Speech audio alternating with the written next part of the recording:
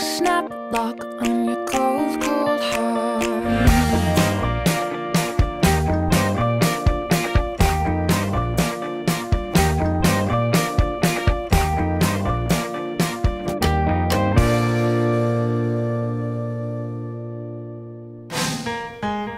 I think investing in Sarah spiritually was just investing in her whole life, like down to, okay, what's the most effective way to spend her money? How do you pray for your lost friends? How can you honor your family? How can you be good at school but balance ministry? How can you prioritize God? It was just, I would think investing in her spiritually was just investing in every aspect of her life. And Sarah and I did that sheet, the Jesus the Evangelist sheet, where you walk through all the different areas in the Gospels where Jesus was sharing the gospel with people. And I remember doing that sheet with Sarah, and every verse that we looked at, she was just like, this is what I got to give my life to. Like, this is what it's all about. I've never seen this part of the Bible. It was like the first month of Sarah walking with God, and she started doing scripture memory. And I had challenged her to memorize this set of like 52 verses of TMS. It's called the Topical Memory System.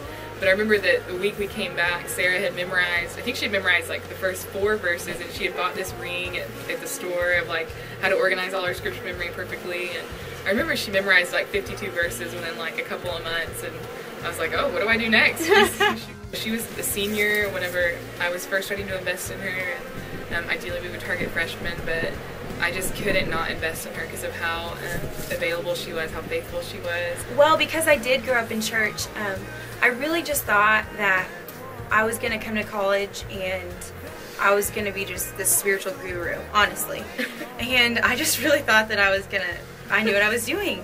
And I mean, whenever Sarah came and shared with me and started meeting with me weekly, like, I just found an entirely different sense of what it was like to walk with God. Meg and I were like praying for a girl that I could start discipling, and so she really kind of just like fell into my lap, which was cool. But so really all I knew how to do was just teach her what Meg taught me. I prayed for her, I became friends with her, I was involved in her daily lives.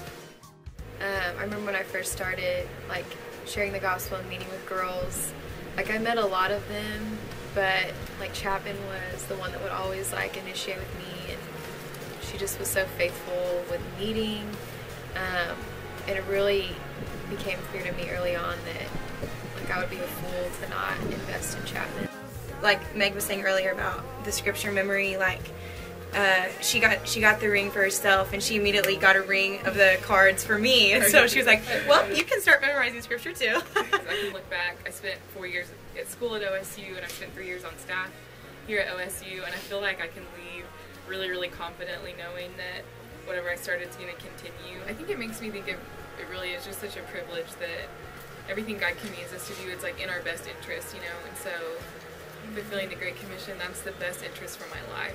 There's so many other things that you can give your life to, especially in college, and there's just nothing that's going to give you more purpose than being obedient to God. Like, it's not like a carved out event, or it's not like a specific hobby. I mean, it's you give your life to it, like you give your life to multiply yourself.